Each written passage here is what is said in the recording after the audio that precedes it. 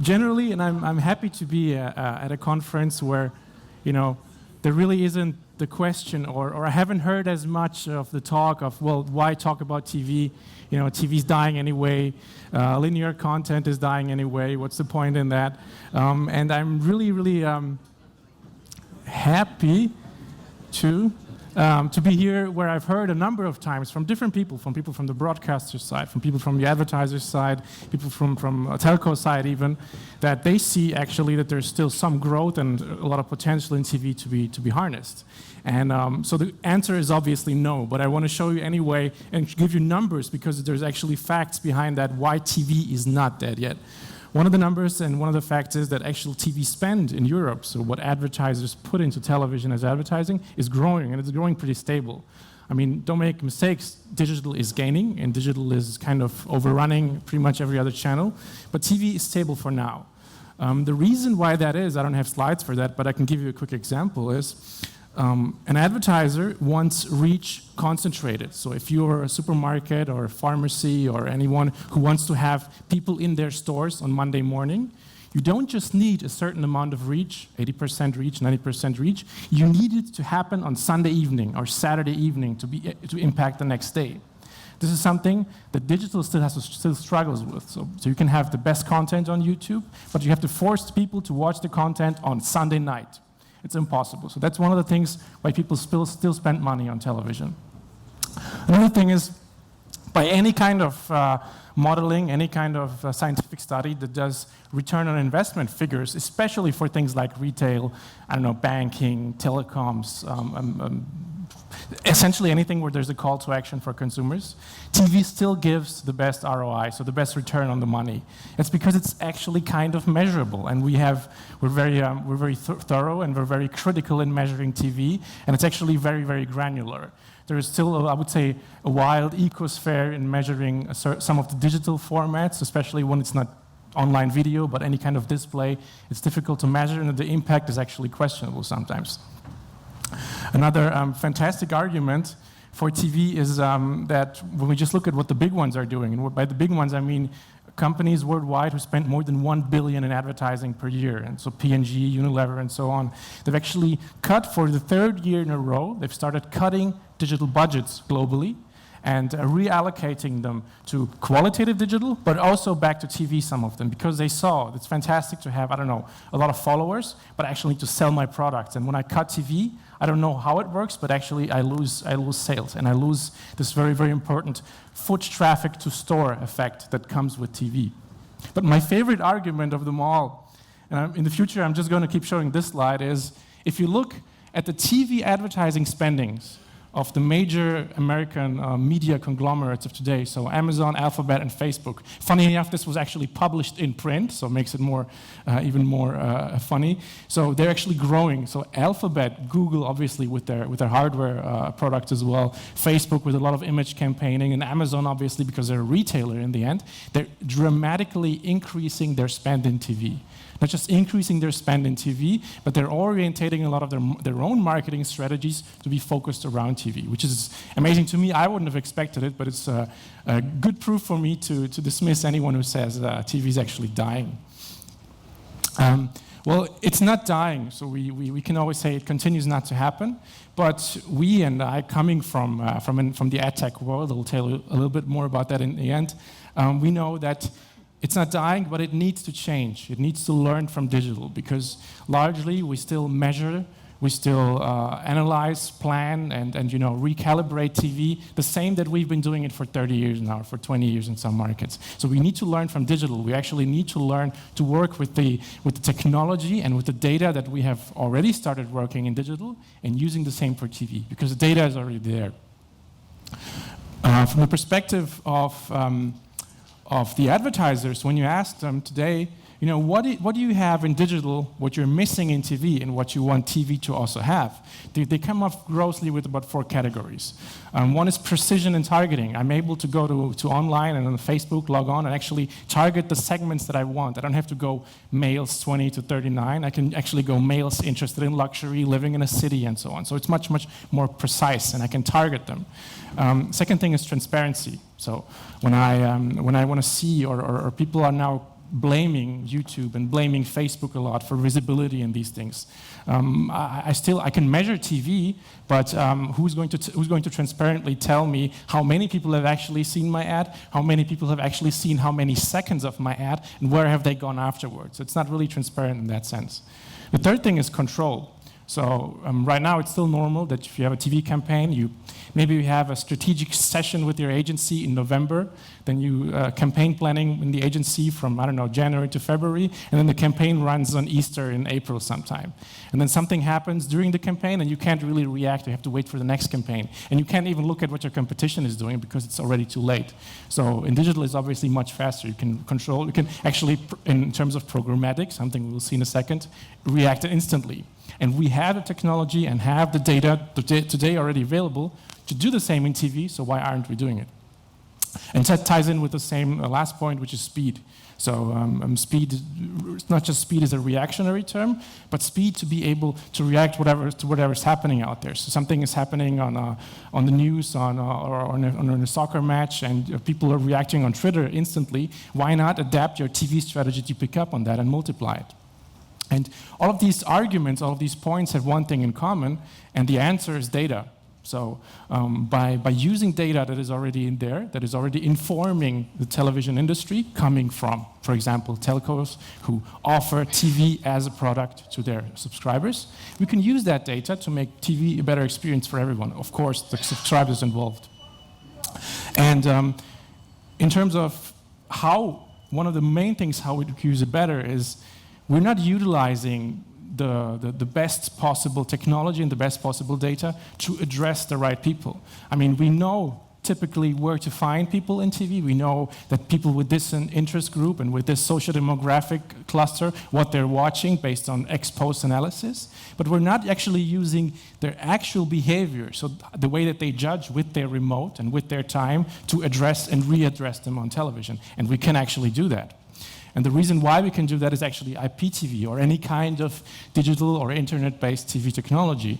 It's growing, so it's not a declining technology and subset. It's actually growing, and it's the only growing television technology in the world. And it's expected by the year 2020 to have more than 200 households worldwide who are connected to IPTV via their telecom operator. So it's very, very reasonable base. The future of TV, and this is why we're here today, from a perspective of delivering content and specifically delivering advertisements, which is what drives TV business to an extent, is going to be programmatic and addressable. And these words are thrown around, obviously, for a couple of years, almost a decade now in digital, rightfully so.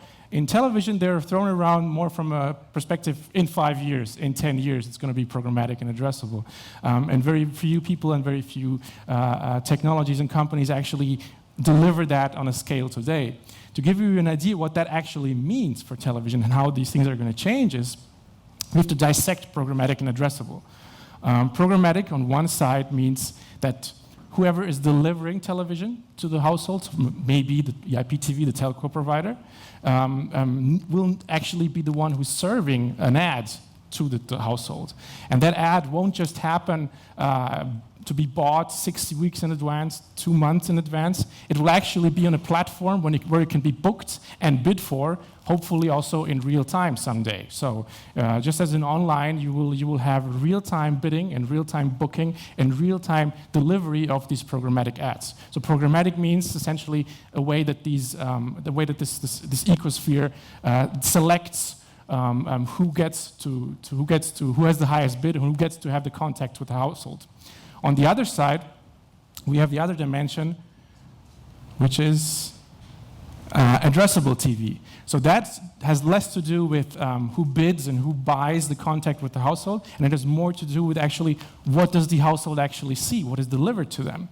And there again, the publisher is the source, in this case, for the signal, and then the decision what the household actually sees, so which ad, or even more, which kind of creative in the ad is informed by something that we call a targeting engine. So it can be DMP, it can be something that subscriber or something that a telco themselves are building. It's like a data pool who then says, okay, this household is a young household with a young kid, and therefore they should see this family-oriented ad. Or this household has seen Champions League the last week, and therefore we want to show them something that is related to that today.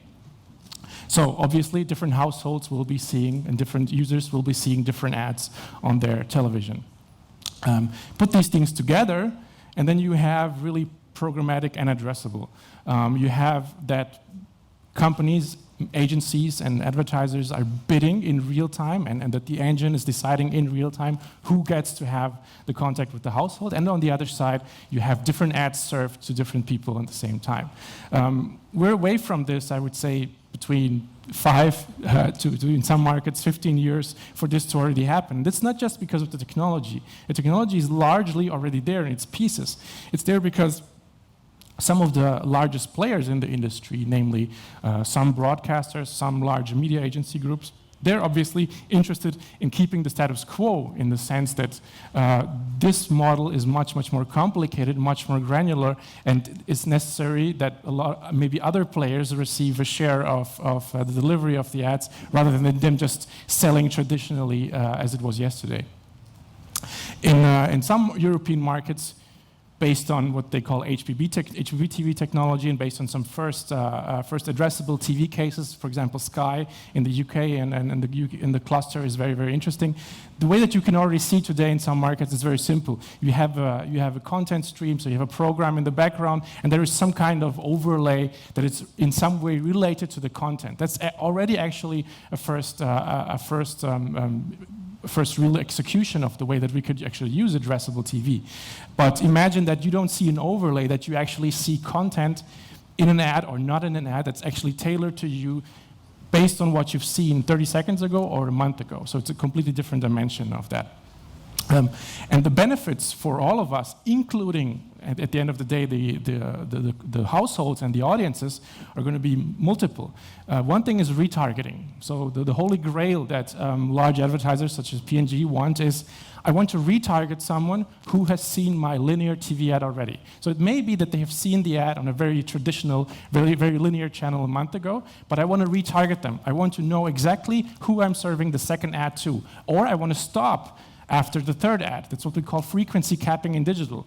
It's a measure where you say, I don't want to serve this ad more than 5 times or 10 times to an individual. For the first time, this would be available in television, which is great because sometimes we're oversaturated with ads of 30+ contacts when we already know after the third contact there is no essence to it.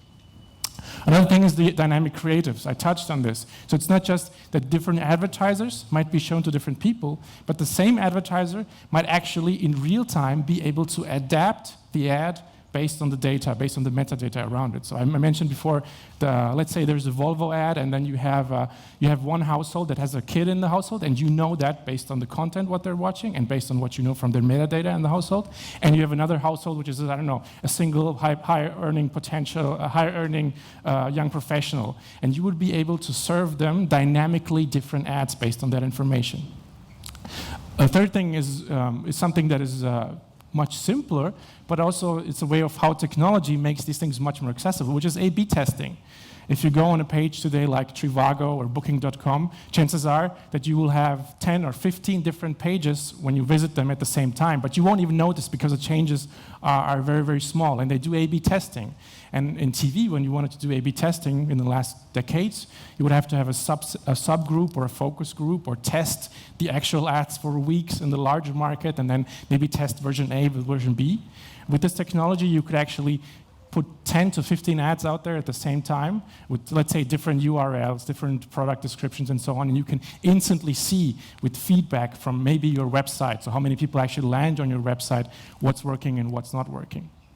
And finally, it's another holy grail, it's cross-device integration. So imagine if you have a huge pool of TV households and people watching TV over their internet provider, and imagine if GDPR in a GDPR compliant way, in a way where those households or a subset of the households gives their opt-in, you can actually match those with other devices, and then knowing, okay, this phone belongs to this TV, and this laptop belongs to this TV, and then you can actually readdress these people across different devices. So that is another frontier that has to be pushed, that will be crossed in the next years to come globally.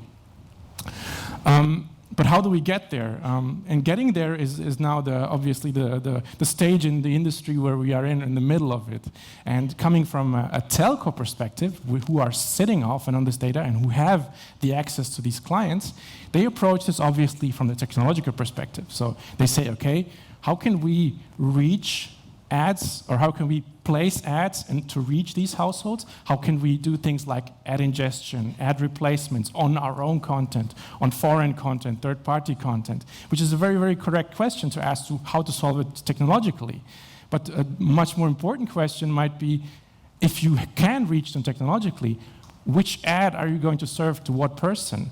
Which are the segments that the advertisers in the end is going to want to address? Because they're not going to want to address, I don't know, someone who has booked the premium paid TV package and is male. They're going to want to address a young urban housewife. And you have to make a connection between that. So going from the raw data that a telecom or any other similar provider already has, and creating addressable and buyable segments out of that advertisers are willing to buy, those are the next stages. This is something that we at AdScanner have come up with. It's a process or a roadmap on the way to the establishment of programmatic and addressable TV, and we call it the TV DMP wheel, so the data management platform for TV. And what I mentioned before was the telcos, obviously and rightfully so, are dealing a lot with the last step, which is the delivery, so the sixth step in that wheel. And we, as a company, we deal with actually measuring, so actually just taking the zapping information of households, aggregating that information, creating segments out of that information with what we call TV cookies, and then on top also measuring what's actually shown on TV. So we have a video recognition software that will pick up on the ads, that will identify ads, but also identify content, and then be able to say, okay, which segments have seen which ad, and what can we do with this data?